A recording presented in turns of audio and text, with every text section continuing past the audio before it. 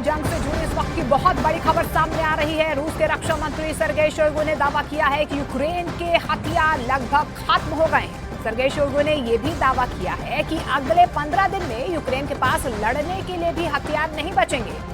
रूस का साफ कहना है कि यूक्रेन आज इसलिए तबाह हो रहा है क्योंकि अमेरिका के इशारे पर ज़ेलेंस्की रूस से जंग करने पर आमादा है, लेकिन यूक्रेन ये भूल गया है कि रूस के सामने यूक्रेन ज्यादा दिन और टिक नहीं पाएगा क्योंकि उसके हथियार खत्म हो रहे हैं।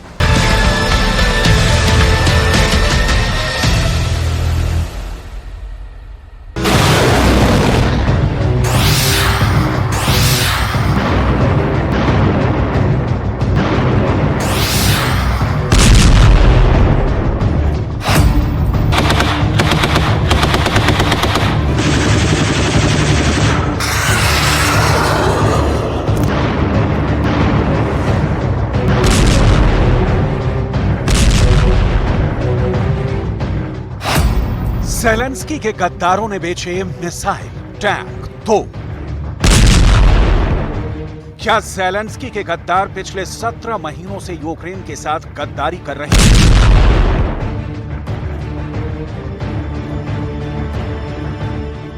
क्या ज़ेलेंस्की के घूसखोर जनरलों की वजह से ही यूक्रेन रूस से जंग नहीं जीत पा रहा है?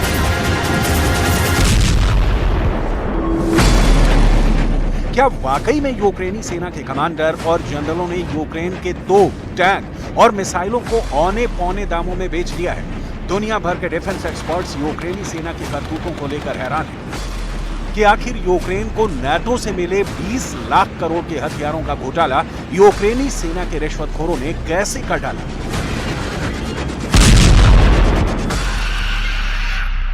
हम आपको वो रिपोर्ट दिखाने जा रहे हैं जहां ज़ेलेंस्की ने सेना में शामिल सभी घूसखोर कमांडर और जनरलों को फौज से निकालकर बाहर फेंक दिया है। जरा ज़ेलेंस्की का गुस्से से तमतमाता ये चेहरा देखिए।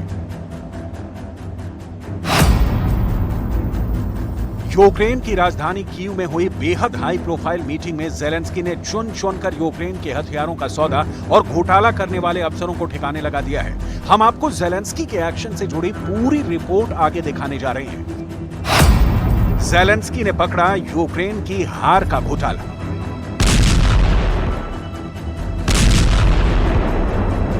इधर बाइडेन चीख रहे हैं, नाटो के 31 देश खुद को ठगा महसूस कर रहे हैं। वहीं दूसरी तरफ जंग के मैदान में पुतिन के खूंखार सैनिक एक एक करके यूक्रेन के इलाकों को जीतते जा रहे हैं। 4 जून 2023 से शुरू हुआ यूक्रेन का काउंटर अटैक पूरी तरह से नाकाम साबित हुआ है।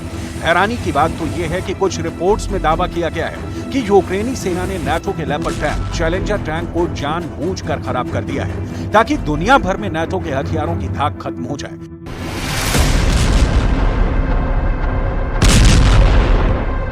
यूक्रेन के कमांडर इतने बड़े रिश्वतखोर और घूसखोर निकले कि उन्होंने रूस के एजेंटों से पैसा लेकर अपने देश को हराने का ठेका तक ले लिया। रूस के रक्षा मंत्री से लेकर जनरल और कमांडर तक नाटो के हथियारों को खा गए। यूक्रेनी जनरल खा गए नाटो के हथियार। कुछ रिपोर्ट में दावा किया गया है कि रूस के खुफिया एजेंटों ने यूक्रेन के टॉप जनरल से लेकर कमांडरों तक को करोड़ों डॉलर देकर खरीद लिया है, जिसकी वजह से नाटो के हथियार जैसे ही यूक्रेन पहुंच रहे हैं, यूक्रेनी अफसर उन्हें रूसी सेना के हाथों तबाह करवा रहे हैं। कुछ कमांडर के बारे में जर्मनी की एक मैगजीन ने तो यहां तक दावा किया है कि वो नाटो के लेपर्ड 2 टैंक को जानबूझकर खराब कर रहे हैं ताकि उन्हें रूसी सेना से युद्ध न करना पड़े।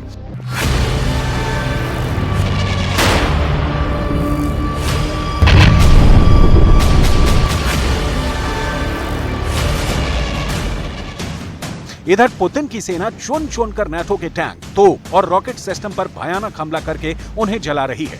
पुतिन कई बार कह चुके हैं कि जिस तरह से रूसी सेना ने नाटो के टैंकों को जलाया है, ठीक उसी तरह से रूस यूक्रेन को अमेरिका से मिलने वाले F-16 फाइटर जेट को भी जलाकर राख कर देगा।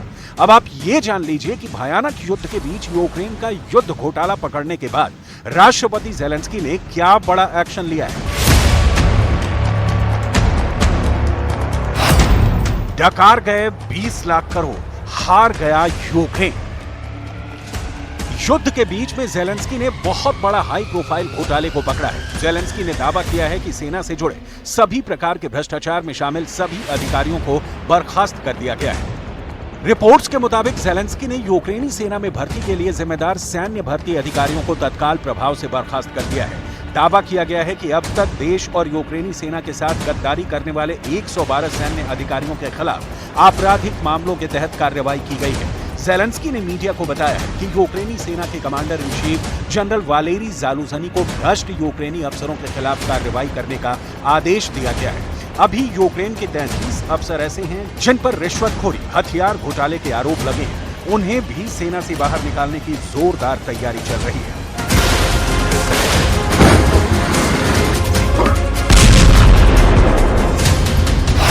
जेलेंस्की के गद्दारों ने भेजे मिसाइल, टैंक और तोप। Наші рішення наступні. Звільняємо всіх обласних воєнкомів. Керувати цією системою мають люди, які точно знають, що таке війна і чому цинізм та хабарництво у час війни – це державна зрада. Натомість воїни, які пройшли фронт або які не можуть бути в окопах, бо втратили здоров'я, втратили кінцівки, але зберегли свою гідність та не мають цинізму, їм можна довірити цю систему комплектування. अब आप ये भी जान लीजिए कि भयंकर युद्ध के बीच में रिश्वतखोर और घोटालेबाज यूक्रेनी सैन्य अफसरों की वजह से यूक्रेन को कितना नुकसान हुआ है। कुछ रिपोर्ट के दावों के मुताबिक रूस ने यूक्रेन के पास मौजूद नाटो के 30% हथियारों को पूरी तरह से तबाह और बर्बाद कर दिया है। यूक्रेनी सेना भी मानने को मजबूर हुई है कि यूक्रेन के पास मौजूद नाटो के 30 से 31% हथियार मरम्मत के लिए कारखाने भेज दिए गए हैं। अब सवाल उठता है कि अगर 60 से 61% नाटो के हथियार यूक्रेन युद्ध में नहीं इस्तेमाल कर पा रहा है, तो फिर बचे हुए 40% नाटो के हथियारों से यूक्रेनी सेना जंग कैसे जीतेगी? शायद यही वजह है कि यूक्रेन अभी तक बखमूत पर दोबारा कब्जा नहीं कर पाया है।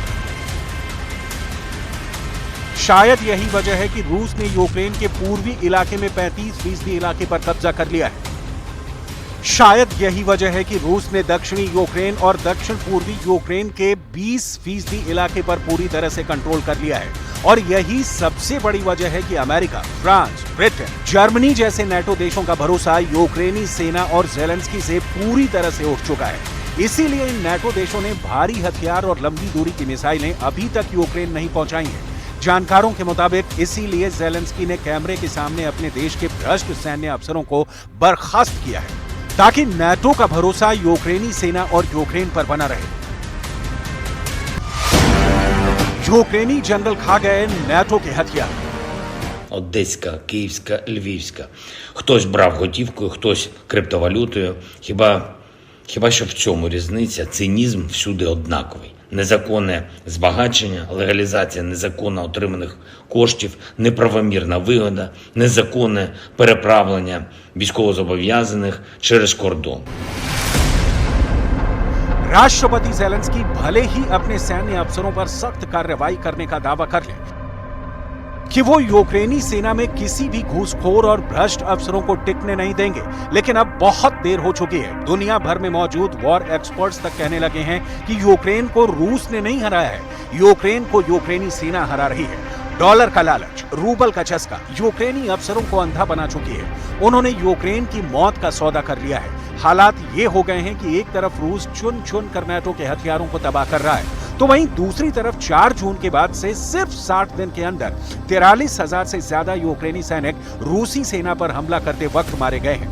रूसी सेना के पास यूक्रेनी सेना के एक हथियारों और उनकी लोकेशन की इतनी सटीक जानकारी पहुंच रही है, जिसकी वजह से रूस पॉइंट ब्लैंक रेंज से यूक्रेनी सेना पर हमला कर रहा है। हैरानी की बात तो यह है कि जहां यूक्रेन पूरी दुनिया को डंके की चोट पर बता रहा है कि उसने रूस के 2,54,000 के करीब सैनिकों को 17 महीने से ज्यादा की जंग में मार डाला है और रूस हार रहा है, वहीं हकीकत में यूक्रेन जंग हार रहा है।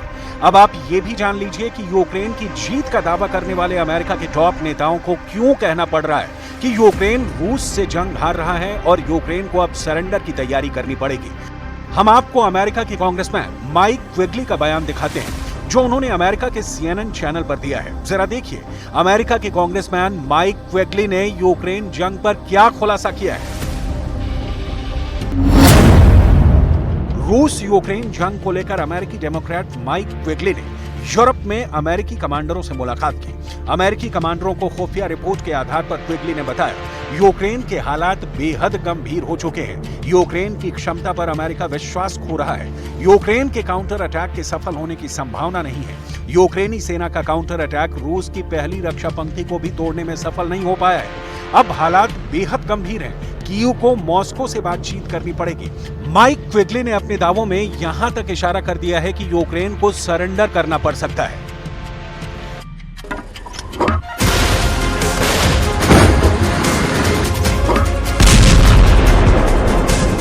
बाईस फरवरी 2022 से लेकर अब तक यूक्रेन के 4,900 भारी हथियार रूस ने तबाह कर डाले हैं, जिसमें नाटो के टैंक, तोप, रॉकेट, एयर डिफेंस सिस्टम शामिल है। इधर अमेरिका के टॉप कमांडर्स ने भी माना है कि यूक्रेनी सेना के पास वो क्षमता और हिम्मत नहीं बची है कि वो रूस का मुकाबला अब और कर पाए। यूक्रेन के जनरलों के दावों पर अमेरिका को जरा भी विश्वास नहीं रह गया है।